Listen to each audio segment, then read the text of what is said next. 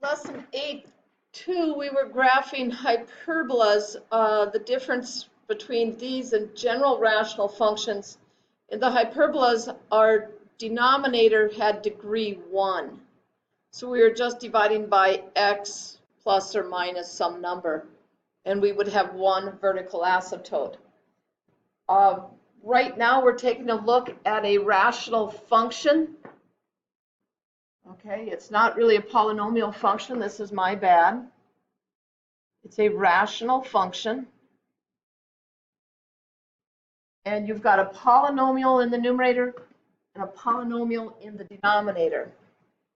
Okay, we are going to start by saying we will have no common factors for P and Q for the numerator and denominator. So if they're in factors, those factors should not cancel. We'll look at what happens if they do cancel, if they do have a common factor, because you end up having a number that cannot be used in the domain, but all it does is put a hole in your graph. It does not give you a vertical asymptote or a horizontal asymptote. Okay, here's something to note. The x-intercepts of the graph are the real zeros of the numerator. Okay, where the numerator equals 0, you get zeros. Okay, the graph will have a vertical asymptote when the denominator equals 0, because x cannot equal, or you cannot divide by 0. So if you start getting zeros in your denominator, you got to say, whoa, it can't happen. All right. Notice this one, if the degree in the numerator is greater than the degree of the denominator, there will be no horizontal asymptote. Okay? If m and n are equal, the horizontal asymptote is going to be at the quotient of these two coefficients, right? Because what will happen is these other degrees, as we move down, will mean less and less as we put in huge numbers for x. So even if we have just x to the third over x to the third, if you have x being 10,000, 10,000 to the third is significantly bigger than 10,000 to the second or to the first. So that's why eventually that horizontal asymptote will flatten out at the quotient of those coefficients. Okay? And if m is less than n, so the degree in the numerator is less than the degree in the denominator, then the horizontal asymptote will be at 0. Okay? So that's what you have to look forward to. Pretty sure that's all I put on there. Yep. All right, so you probably want to pause that, write it down. Here we go. Okay, we're going to graph this. Now, at first glance, it looks a lot like what we did at lesson 2. And you're thinking, okay, 3 is positive, it's going to look like that. Sorry, it's not going to. Because what else should you notice? You have x squared plus 2 in the denominator. And x squared plus 2 will never equal 0. Because when you square something, it's going to be 0 or more. And then when you add 2, it is going to be positive. It's going to be 2 or more. So it will never be negative. Right? So x can be any real number you want. Okay, so now we start thinking, well, what kind of values will we get for our function for y when we put numbers in for x? Well, if we put 0 in for x, you're going to have 3 over 2. If we put 1 in for x, we're going to have 3 over 3. or 1. But the same thing will happen if you put in -1, because it's positive when you square it. How about plus or minus 2? Well, that will be 3 over 6, or 1/2. Okay. And if we put in something like 8, we're going to have 3 over 66, which is really tiny, 1 over 22. So it gets very small very fast. So at 1 we have, or 0 we have 3 halves. At 1 and -1 we have 1. Then it's 1/2. And then for 8 it is really, really close to that. So what it's going to look like is a small hill. Is a small hill. Okay, didn't do a great job of balancing that. So now we've got the domain. How about our range? Well, here, y will be stuck between 0 and 3 halves. Okay? Y will be stuck between 0 and 3 halves. Okay?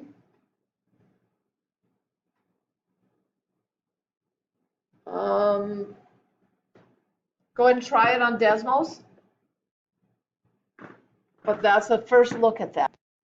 Right? This one's similar to the other one, except notice our numerator is a negative number, but the denominator again is x squared plus 1, which will always be greater than 0.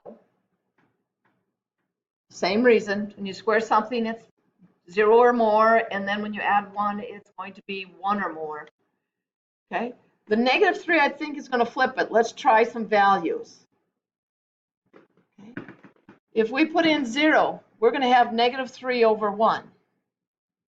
If we put in 1 or -1, we're going to have -3 over 2. If we put in 2 or -2, we're going to have -3 over 5. And let's put in 6 this time because that's where my graph reaches. So we'd have -3 over 37, which is small enough. So we got 0, -3, 1, -3 halves, 2, -3 fifths, and 6 would be -3 over 37. And again, go ahead and check it on Desmos. Our domain, x can be any real number. It's a member, that's what this means, an element of or a member of the real numbers. And our range, y is stuck between -3 inclusive and 0, which will never equal 0 because you're never going to be dividing by 0. Numerator is a constant. So there's a good start of those. Now we got a numerator. Okay, the coefficients are the same, or excuse me, the powers, the degrees are the same. So I'm looking at that one where it says m equals n. So my horizontal asymptote is 3 over 1. So eventually this will flatten out at 3. I don't know exactly where, but eventually it is at 3. Okay, another thing we can notice is that denominator would factor x minus 2, x plus 2. So we're getting vertical asymptotes at 2 and -2. So I'm getting vertical asymptotes at 2 and at -2. Okay, and then we got to start trying points. If we put in 0 for x, and we like to find that 0 first, I'm going to have 0 over -4, which is still going to be 0. Okay, if we try 1, and I believe -1 will be the same because the only places we use x, they're squared, but we're going to do it the long way. So we'd have 3 over -3, which would be -1. Okay. If we put in -1, I think it's the same. Okay, so we'd have 3 over -3, and yes, it's still -1. Okay, now remember asymptotes are vertical or horizontal or even diagonal lines that your graph gets close to but does not touch. So I do believe that this is going to go this way. There's no reason to think it jumps back over the x-axis. All right, so let's take a look at what's happening after 2. So let's put in 3 for x. Okay, so we are going to get 27 over 5. Okay, so that's 5 2/5. Okay, here we go. And would -3 be the same? Because that would be 27 in the numerator. Yes, it would be the same on the other side. Okay, so let's try, well, let's jump to 5. Because I think I know what it's going to look like now. So that'd be 25 when you square times 3 is 75. And the denominator is going to be 25 minus 4, or 21. So that's a little less than 4, isn't it? Okay, so it's going to be here. Oh, sorry, that's at 4, not 5. So when we tried those few points, again, we remember, oh yeah, asymptotes are lines our graph gets close to, but does not touch. And I think we have it pretty well graphed. Again, you have Desmos. Use Desmos. It will help you so much. All right, see if we have time for one more. Oh boy. Okay. The degrees are the same. So I think we're going to have -1 over 1 for a horizontal asymptote. Okay, so eventually these will flatten out this way. Our denominator, x squared minus 9, cannot equal 0, and that factors into the x minus 3x plus 3. So x cannot equal 3, it cannot equal -3. That gives me my verticals. Ready? Let's try some points. If we put in 0, we're going to have 0 over -9. That's 0. Okay, for 1, and I believe for -1, so we're going to do plus or minus, we'll double check, but we'll get -1 over -8. So we get 8. Okay, so that's going to be up here and here. -1/8. I'm sorry, 1/8. I did that wrong. I was thinking it really took off fast, but it's 1/8. Okay, how about -2 and +2? So we'll end up with -4 over -5. So that's 4/5. Okay, and there's no reason to think it turns around. I think that part looks something like that.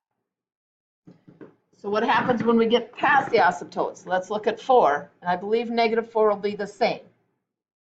So I'll get -16 over 16 minus 9 is 7. So that's a negative. A little bit more than 2, isn't it?